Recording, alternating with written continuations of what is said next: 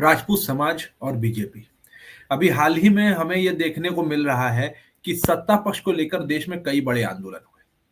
वैसे तो इसमें आंदोलन में विशेष योगदान राजपूत समाज का है।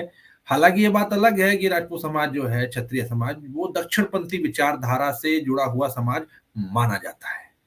इस समाज की एक विशेषता है, ये हमेशा राष्ट्र और धर्म के लिए लगातार लड़ता चला आया।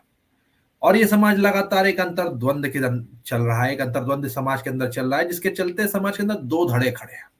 एक जो खुद को हिंदू कहते हैं, जो कुछ बूढ़े बुजुर्ग लोग हैं, और एक धड़ा है जो अपने आप को सिर्फ क्षत्रिय कहता है, हिंदू नहीं कहता। वो कहता है कि हिंदू एक ढकोसला है, हिंदू एक पॉलिटिकल एजेंडा है, जिसे संघ और बीजेपी ने सिर्फ और सिर्फ हमारे समाज के अस्तित्व को मिटाने के लिए, अपनी सावरकरवादी विचारधारा को हम पर थोपने के लिए बनाया है।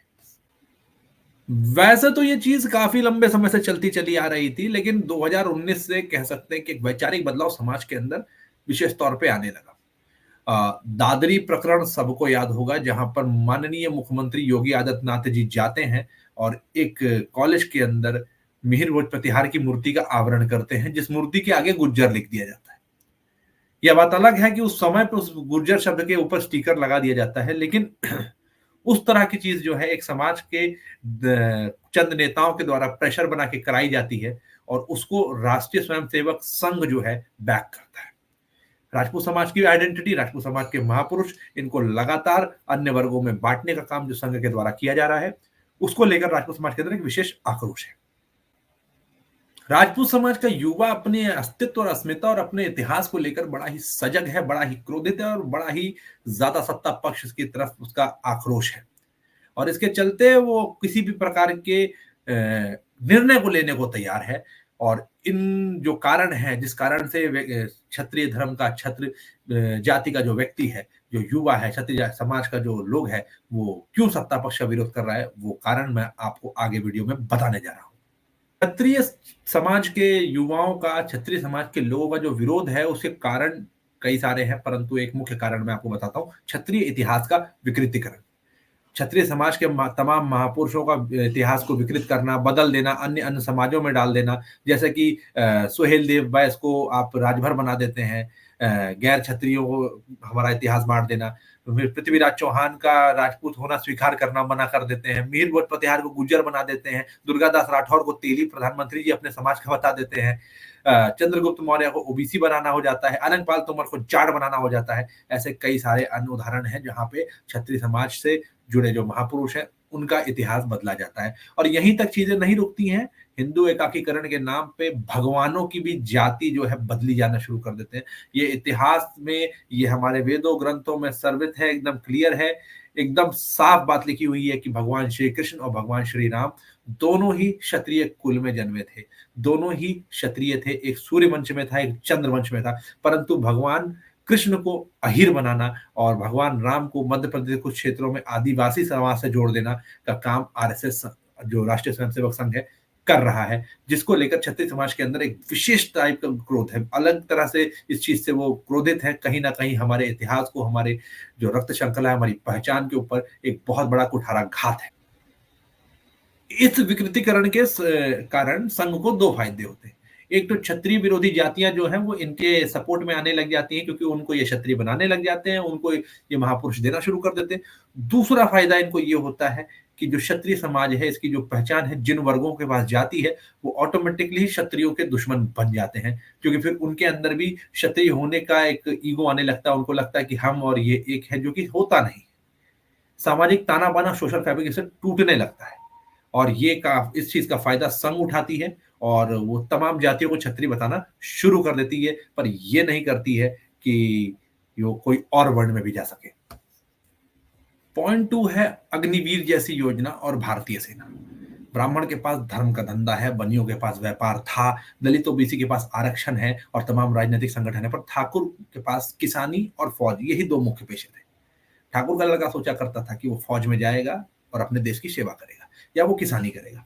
लेकिन सीलिंग के चलते हमारे पास से जमीनें तो छीन ही ली गई। आगे चल के भाई ये जो ब्रज और राजस्थान और यूपी और हरियाणा का क्षेत्र, यहाँ पे जो क्षत्रिय समाज है, ये खेती बाड़ी का ही काम करता है, और नहीं तो इसका मुख्य पेशा जो है वो फौज में जाने का है इन क्षेत्रों में। तो इसके पास से वो भी चीज छीन ली जाती है अग्निवीर जैसी योजना लाके। इसके बाद में भारतीय सेना के अंदर प्रमुख तौर पे जहां पे भी क्षत्रिय किसी भी पद में थे, या तो उनकी किसी दुर्घटना में मृत्यु हो जा रही है, या फिर भाई उनको पद से मुक्त कर दिया जा रहा है, वहां पर ब्राह्मणों को लाकर बैठा दिया जा रहा है। मेजोरिटी तरीके से देखा जाए तो क्षत्रियों की जितनी भी स्ट्रांग होल्ड थी फौज के अंदर, सबको खत्म कर दिया जा रहा है। और इसके ऊपर कोई भी एक शब्द नहीं बोल रहा, यदि बोल देगा तो भाई साहब वो मुगल पूत हो जाएगा। क्षत्रियों की जातीय पहचान का जो बंदरबाट है, ये भी बहुत तरीके से किया जा रहा है। ये बात एकदम स्पष्ट है कानूनी तौर पे भी, ऐतिहासिक तौर पे भी और सामाजिक तौर पे भी, कि जो राजपूत समाज है सिर्फ वही क्षत्रिय समाज है। क्योंकि क्षत्रियों की जो पुरानी चली आ रही श्रृंखला है वो सिर्फ राजपूतों से कनेक्ट करती है, या राजपूतों से निकली कोई अन्य उपजाति होगी, जो विजाति हो गई, कुजाति हो गई, उनसे कनेक्ट करती होगी, लेकिन मुख्यतः ये राजपूतों से ही कनेक्ट करते हैं। इसके अतिरिक्त तो और कोई भी भारत के अंदर क्षत्रिय समाज से नहीं आता। और इसका कारण है कि इनके एक वैवाहिक जो संबंध होते हैं वो परंपरागत तौर पर चले आ रहे थे, तो वो क्षत्रियों में ही होते रहे। अब इन चीजों से सावरकरवादी विचारधारा का आरएसएस जो है बहुत ज्यादा चिढ़ता है, क्योंकि उनको किसी भी तरीके से परंपरा जो चली आ रही है वो स्वीकार नहीं है। परंपराओं को, ये ट्रेडिशंस को डिस्ट्रॉय करना चाहते हैं, तो उनको इसके लिए सोशल फैब्रिक को तोड़ना बहुत जरूरी है। और सोशल फैब्रिक को तोड़ने के लिए इन्होंने सावरकरवादी विचारधारा को उत्तर प्रदेश और जो काओ बेल्ट कहते हैं या हिंदी बेल्ट कहते हैं, इसके ऊपर ठोकना शुरू कर दिया, जिसका परिणाम ये है कि आज के समय में शिवाजी का जिसका उत्तर प्रदेश से कोई लेना देना नहीं, झलकारी भाई जिसका उत्तर प्रदेश से कोई लेना देना नहीं, इन लोगों को भी यहाँ पे प्रचारित किया जाता है, लोकल हीरोज को गायब सा कर दिया जाता है। जातीय पहचान के साथ क्या किया जाता है कि जैसे मान लीजिए कि कोई जाति थी, उसका मुख्यतः पेशा कुछ था, उसको आके बताएंगे नहीं तुम्हारा ये पेशा नहीं था, तुम चंवर वंशी क्षत्रिय थे। नहीं नहीं, तुम्हारा ये पेशा नहीं था, तुम कुर्म वंशी क्षत्रिय थे। तुम्हारा ये पेशा नहीं था, तुम गुर्जर क्षत्रिय थे, तुम गाय पालते थे और गाय की रक्षा करते थे। तुम्हारा ये पेशा नहीं था, तुम जाट क्षत्रिय थे। तुम्हारा ये पेशा नहीं था, तुम कोयली क्षत्रिय थे। तुम्हारा ये पेशा नहीं था, तुम अहीर क्षत्रिय थे। हालांकि इन शब्दों का कहीं से भी क्षत्रिय जाति से कोई लेना देना नहीं, इन लोगों का कोई भी लेना देना नहीं, लेकिन इनको बना देना क्षत्रिय, क्योंकि इससे उनको एक धार्मिक युद्ध लड़ने के लिए, धर्म युद्ध लड़ने के लिए दिमाग से पैदल एक फौज मिल जाएगी, जिनके अंदर अफीम चटा दी जाएगी कि तुम भी क्षत्रिय हो, तुम्हारा काम है धर्म से लड़ना। जबकि क्षत्रिय होने के लिए बहुत सारे मूल्यों को, बहुत सारे मोरल और एथिक्स को हमें फॉलो करना पड़ता है, जो ये लोग नहीं कर सकते। इस काम को करने के पीछे का कारण बहुत स्पष्ट है। वो कारण है हिंदू एकाकीकरण, हिंदू यूनियनिज्म। क्योंकि सावरकर की विचारधारा थी from east to west, from north to south, जितने भी लोग हैं भारत की भूभाग में जो कि हिंदू सभ्यता से जुड़े हुए हैं, उनको आपस में इतने शादी संबंध करने चाहिए कि रक्त का जो डिफरेंस है, डीएनए डिफरेंस जो है वो खत्म हो जाए। और ये एक बेबुनियाद, बेहूदी, बहुत ही घटिया बात है, क्योंकि अगर ये चीज करेंगे तो कितने सारे समाज अपना कल्चर खो देंगे, अपनी ट्रेडिशन को खो देंगे, अपनी पहचान को खो देंगे, अपनी अस्मिता को खो देंगे। और कहीं ना कहीं एक तरीके से ये कई सारे कल्चर्स को खा जाने वाली व्यवस्था है। अब आपने सोचिए कि साउथ में क्या व्यवस्था है, नॉर्थ में क्या व्यवस्था है। बंगाल के अंदर वही नवदुर्गा में लोग बलि देते हैं, साउथ में, यहाँ नॉर्थ में यानी कि हिंदी बेल्ट में वहीं पे ना तो मांस खाया जाता है, ना ही मांस काटा जाता है, आदमी अपने आप को पवित्र रखता है। तो वहां का कल्चर अलग है, यहाँ का कल्चर अलग है, जबकि ये ज्यादा दूरी के भी बेल्ट नहीं है। तो बहुत सारी चीजें हैं, बहुत सारी सभ्यताएं हैं जो कि इसी देश के अंदर क्या कहते हैं यूनिटी इन डाइवर्सिटी चली आ रही है, उसको ये कंप्लीटली खत्म कर इसके। अब हमारा पास पॉइंट आता है धर्म और हिंदू राष्ट्र। धर्म धर्म युद्ध और हिंदू राष्ट्र। 2014 में बीजेपी की सरकार आती, धर्म के नाम पे, राष्ट्र के नाम पे। और धर्म और राष्ट्र के लिए क्या करते हैं? 2019 आते आते धर्म बन जाता है आरएसएस और राष्ट्र बन जाता है बीजेपी। फिर बीजेपी और आरएसएस बन जाते हैं धर्म राष्ट्र। अब धर्म राष्ट्र के नाम पर ये लोग करते क्या है? मतलब देखिए कि बीजेपी का विरोध कर दिया तो हम राष्ट्रद्रोह हो गए। एक राजपूत जिसकी कौम का इतिहास, जिसके खून का इतिहास इस धरा के लिए है, सदियों सदियों से इस धरा में रहने वाले लोगों के लिए जिसने अपना रक्त बहाया, वो अगर बीजेपी का विरोध करता है किसी अच्छी बात के लिए भी, किसी जरूरी बात के लिए भी, तो उसे भी मुगल कह दिया जाता है। तो ये हो गई, राष्ट्रद्रोही कह दिया जाता है। उसके चरित्र का हनन कर दिया जाता है, क्योंकि उसने सच उठाकर महामहिम के अगेंस्ट में बोल दिया, मुगले आजम जी के अगेंस्ट में बोल दिया, भाई साहब औरंगजेब के अगेंस्ट में बोल दिया। अब आप सोचिए कि हमारे देश के अंदर किस किस प्रकार के लोग हैं। अंकिता भंडारी, उत्तराखंड के अंदर उसके साथ रेप करने की कोशिश की जाती है, अपनी जान बचाने की कोशिश करती है और उसकी मृत्यु हो जाती है। मृत्यु नहीं थी, उसकी हत्या थी। उसके साथ बलात्कार करने की कोशिश करी गई, लेकिन उसकी हत्या कर दी गई। हत्या करने वाले बीजेपी नेता के लड़के थे। क्या कार्रवाई हो रही है, क्या हो रहा है उन लोग का? फ्री जी रहे हैं, एकदम मस्त चल रहा है सीन। कोई कार्रवाई नहीं, उल्टा उसके लिए जो आदमी आवाज उठा रहा था, उसके ऊपर एससी एसटी एक्ट का मुकदमा लग जाता है। आगे बढ़ते हैं अजय टेनी जैसे लोग। अजय टेनी के लड़के ने लगातार कितने किसानों के ऊपर गाड़ियां चढ़ा दी, कुचलते हुए मार के चला गया। क्या कार्रवाई हुई? आगे बेल मिल गई उसको। उसके बाद अगर हम आगे बढ़ते हैं तो पुरुषोत्तम रूपाला जैसे लोग नजर आते हैं। पुरुषोत्तम रूपाला जैसे लोग जो के बड़े मंच पे खड़े होकर भारत की आदर्श नारियों का, जौहर करने वाली नारियों का मजाक उड़ाते हैं और ये केंद्र का टिकट पाते हैं। ऐसे सैकड़ों मुद्दे हैं जो कि संघ की अंदर जो संतरा जूस कॉर्नर है उससे निकाले गए। इन लोगों के द्वारा किए गए और भी कई कार्य, सारे कारनामे हैं, लेकिन मैं आज बात करने वाला हूं महामहिम के ऊपर। महामहिम को एक बार काशी में जाना होता है प्रचार के लिए, क्योंकि उनका चुनावी क्षेत्र था। तो बोला जाता है कि अगर आप यहाँ आए हैं तो एक बार भोलेनाथ के दर्शन कर ही लीजिए। तो महामहिम जाते हैं भोलेनाथ के दर्शन करने, और जब वहां दर्शन करने पहुंचते तो देखने को उनको मिलता है कि काफी लंबा चल के 200 मीटर जाना पड़ गया उनको। वो 200-250 मीटर उनको चलना इतना अखड़ जाता है, इतना अखड़ जाता है, इतना अखड़ जाता है कि अपनी आईएएस पीसीएस की फौज को बुलाते हैं और कहते हैं ब्यूटिफाई इट, इसका ब्यूटिफाई कर दो। और ब्यूटीफाई ऐसा करते हैं कि वहां से घर घर में जहां शिव था वो घर घर उजाड़ दिया जाता है। 300 से ऊपर मंदिर उजाड़ दिए जाते हैं एक ही बार में। औरंगजेब से तो कम नहीं थे ये। काशी की एक बहुत विशेष बात है, वहां घर घर में मंदिर है। और मंदिरों में एक, अगर आप वैदिक साइंस को थोड़ा बहुत समझते हैं तो पता होगा कि खास तरह की ऊर्जा उत्पन्न होती है। उस ऊर्जा का बड़ा महत्व होता है, इसीलिए कभी भी आप शिव के स्थान को बदलते नहीं, घर में जहां है वहीं रहता है। परंतु इतने सारे घरों से शिव के स्थान को उजाड़ कर एक मंदिर बड़ा सा बनाकर, जिसको एकदम एक कह सकते हैं कि सेकुलर रिप्रेजेंटेशन दिया गया, एक कमर्शियल रिप्रेजेंटेशन दिया गया, एक अरेबिक रिप्रेजेंटेशन दे दिया गया। एक अरेबिक रिप्रेजेंटेशन देकर वहां पे प्रचारित किया जा रहा है, उसको कमर्शलाइज किया जा रहा है। और कह दिया काशी का हमने ब्यूटिफिकेशन कर दिया, काशी कॉरिडोर का निर्माण कर दिया। काशी का महत्व भी, वहां के वो सैकड़ों छोटे छोटे मंदिर भी थे, वो भी शिव थे, वो भी शिव थे, और काशी विश्वनाथ भी शिव थे। आपने शिव के ही घर को उजाड़ के शिव के घर को बनाने का जो दावा करते हैं, इतना बड़ा नंगापन तो शायद रावण ने भी नहीं किया था। खुद को दक्षिणपंथी कहने वाली बीजेपी असल में एक सौम्य वामपंथी ऑर्गेनाइजेशन है। क्या कहेंगे उसको? They are not right, they are soft left. इनकी विचारधारा लेफ्ट से ज्यादा मिलती है। They are pathetic, they are not right, they are wrong. इस चीज को हमारे लोगों को समझना पड़ेगा। काशी के मंदिर टूटने के बाद भी अगर लोगों के अंदर ये सेंस नहीं आता है तो मेरे ख्याल से आप सही में बीजेपी को अपना राष्ट्र और आरएसएस को अपना धर्म मान चुके हैं। मान्यवर, देखिए वास्तविक क्षत्रिय कौन है इस देश के अंदर और उनका महत्व क्या है, ये भी बड़ा महत्वपूर्ण है। जब बात आप क्षत्रिय धर्म की करते हैं, क्षत्रिय की करते हैं, तो लोग के नाम पे आता है महाराणा प्रताप, पृथ्वीराज चौहान। हाँ, ये मूलतः तो क्षत्रिय ही थे, राजपूत ही कहे जाते हैं। अब ये हाल ही में कॉन्सेप्ट और क्लियर आ गया, डाला गया है, लोगों के दिमाग में क्लियरली घुसेड़ा जा रहा है, कर्म से क्षत्रिय। और बता दिया जाएगा, एक दो संस्कृत का श्लोक है कि जन्मा जायते शूद्रा वाला करके, और उसको लोग एकदम आंखें खोलकर पढ़ पढ़ के बोलते भाई भाई हाँ, ट्रांसलेशन बिल्कुल सही, संस्कृत पढ़ी नहीं किसी ने, लेकिन हाँ बिल्कुल सही है।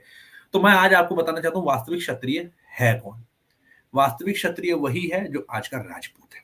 वास्तविक क्षत्रिय वही है जिसकी माता क्षत्राणी थी, जिसके पिता क्षत्रिय थे, और जो कि लगातार अपनी रक्त परंपरा को शुद्धता से चलाता चला आ रहा है। वास्तविक क्षत्रिय वही है जो आज के समय में भारत में राजपूत नाम से जाना जाता है। आजकल एल्युमिनियम की तलवार हाथ में पकड़कर 55 किलो के 54 किलो के लड़के नचाते हुए हाथ में एक तो झंडा पकड़ के बोलते हैं गर्व से कहो हम हिंदू हैं और हम भी क्षत्रिय हैं और हम भी ये हैं हम भी वो हैं करना शुरू कर देते हैं, जिनका दूर दूर तक क्षत्रिय समाज से या क्षत्रियों के मोरल और एथिक्स से उनके वे ऑफ लाइफ से लेना देना नहीं है। ये रक्त श्रृंखला है, ये रक्त शुद्धता का मामला है, ऐसे कोई भी क्षत्रिय नहीं हो सकता। कर्म से क्षत्रिय अगर क्षत्रिय होते तो कर्म संकरता जैसा शब्द नहीं होता हमारे समाज में, हमारे वेदों में, हमारे शास्त्रों में। तो इस चीज को थोड़ा सा लोगों को समझना पड़ेगा कि क्षत्रिय कौन है। क्षत्रिय वो है जो लगातार एक ब्लड लाइन से आ रहा है। इसके आगे बहुत सारी बातें होती क्षत्रिय को लेकर जो अभी लोग नहीं जानते। असल में क्षत्रिय जो है एक जन्मना परंपरा है। आप जन्म से ही अगर क्षत्रिय है तो आप क्षत्रिय है, अगर जन्म आपका किसी और कुल में हुआ तो आप क्षत्रिय नहीं बन सकते। कर्मना आप कोई भी कर्म कर लीजिए, लेकिन इससे यह मतलब नहीं बदलेगा कि आपकी जाति बदल जा रही है। और अगर भाई कर्मना चीजें बदल रही हैं तो ये जो आरएसएस और बीजेपी है लोगों को ब्राह्मण, लोगों को बनिया, लोगों को और कोई वर्ग में क्यों नहीं डालती, सब के सब क्षत्रिय ही कैसे बन जाते हैं। भारत के वैदिक और प्राचीन इतिहास को जिसने भी पढ़ा है वो भली भांति जानेगा कि क्षत्रिय जो है वो सिर्फ और सिर्फ राजपूत समाज के ही लोग हैं। और राजपूत में भी कौन, जो जनरल कैटेगरी के आते हैं, जो कि बिहार में बाबू साहब बबुआन कहे जाते हैं, जो कि उत्तर प्रदेश के अंदर ठाकुर कहे जाते हैं। अलग अलग जगह पे इनकी अलग अलग पहचान से नाम होता है, लेकिन इनकी एक यूनिवर्सल पहचान है, वह क्षत्रिय। और इस पहचान से अन्य किसी वर्ग का कोई भी लेना देना नहीं है।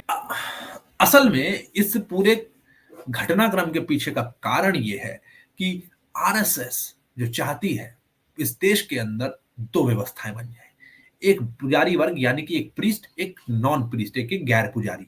तो जब ये व्यवस्था बैठ जाएगी तो हमारी व्यवस्था भी क्रिश्चियन मिशनरीज जैसे क्रिश्चियन कंट्रीज जो होती है उनकी तरह हो जाएगी।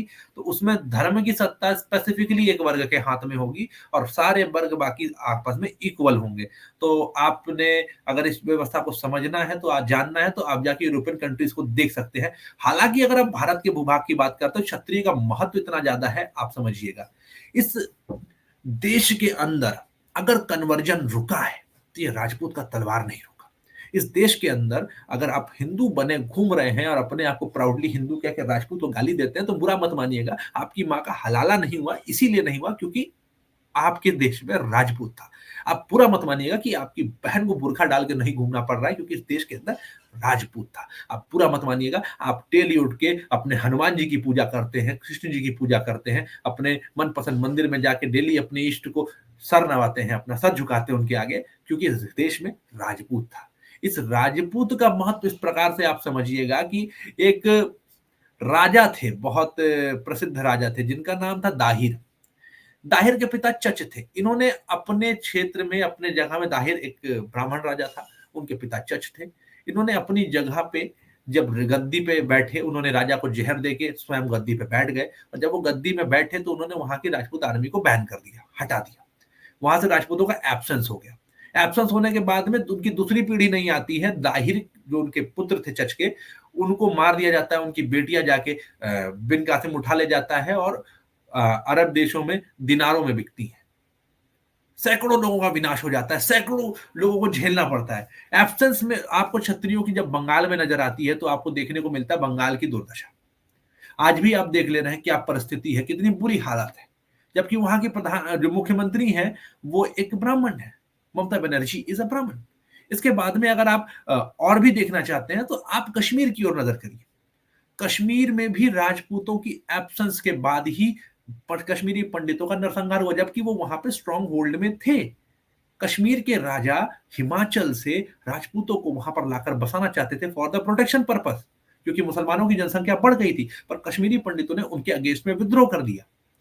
लेटर ऑन वो चीज ऐसे लौट कर आती है कि कश्मीरी पंडितों का जेनोसाइड होता है, क्योंकि राजपूत राजा तो वहां से पहले ही बैन कर दिया गया था। नेहरू के द्वारा, कांग्रेस के द्वारा राजपूत राजा को पहले ही बैन कर दिया गया था। और इन जातियों को लगातार जो क्षत्रिय बनाने का प्रकरण चल रहा है उसका कारण ही यही है कि क्षत्रिय के अस्तित्व को, पहचान को मिटा देना चाहते हैं। इसको मिटा देने के बाद ये विभिन्न वर्ग टूल की तरह काम कर लेंगे। लेकिन मैं बोल देना चाहता हूं कि अगर अगर ये चीज पॉसिबल होती, सक्सेसफुल होती, तो दाहिर का राज भी बच गया होता, क्योंकि वो था तो ब्राह्मण लेकिन वो तो युद्ध लड़ने लगा था, उसने युद्ध लड़ा भी था, बहादुरी से लड़ा था। तो वो क्यों नहीं क्षत्रियों की तरह लड़ पाया, क्यों नहीं उसने बचा पाया, क्यों नहीं उसे घर के लोग जौहर कर गए। क्यों नहीं वहां पे एक एवेंजिंग, एक रिवेंज स्टोरी चलती रही? बहुत सारी ऐसी चीजें हैं। क्यों नहीं ममता बनर्जी के अंदर उनका सनातनी खून जागता है? क्यों नहीं उनका ब्राह्मण तत्व जागता है? क्यों नहीं उनका परशुराम का फरसा जागता है? क्योंकि फैक्ट बात यह है कि क्षत्रियों के अलावा किसी भी और वर्ग के अंदर न्यायिक चरित्र नहीं है। वो नहीं आ सकता, क्योंकि ये क्षत्रियों की जन्मजात गुण थे। अब इस पहचान को मिटाकर आप जब जिस सनातनी व्यवस्था को आरएसएस लागू करना चाहता है, वो सनातनी व्यवस्था ऐसी है जो सैकड़ों शिव मंदिरों को तोड़वा देती है, जो हनुमान जी की मूर्तियों के पैर कटवा देती है, क्योंकि उनको वहां ब्यूटिफिकेशन करना होता है, जो इस प्रकार के कृत्य करती है, जो कि हमारे राम मंदिर का ऐसा कंस्ट्रक्शन करती है, ऐसा कंस्ट्रक्शन करती है कि जब आप अयोध्या में घुसते हैं तो हनुमान जी आपको चपरासी की तरह नजर आते हैं। द्वारपाल बना के रख दिया उनको। लेकिन नहीं, हम हिंदू हैं, हम सनातनी हैं, हमारा धर्म जो है आरएसएस है, हमारा राष्ट्र जो है बीजेपी है, हम इस चीज को नहीं देखेंगे। हम आंखों के अंधे हैं, हम विचारों के दोगले हैं। हाँ, हम भारत के लोग विचारों के दोगले हैं। राजपूत समाज का विरोध जो है वो उनके अस्तित्व को लेकर, उनके समाज को लेकर, उनकी पहचान को लेकर है। इस पहचान को लेकर अगर वो लड़ रहे हैं तो वो कहीं से भी गलत नहीं है। और बीजेपी ने राम मंदिर नहीं दिया है, कोई ये मत कहना कि बीजेपी ने राम मंदिर दिया। उन्होंने राम के नाम पर सरकार बनाई है। इस चीज को लोग याद रखिएगा। जय श्री राम।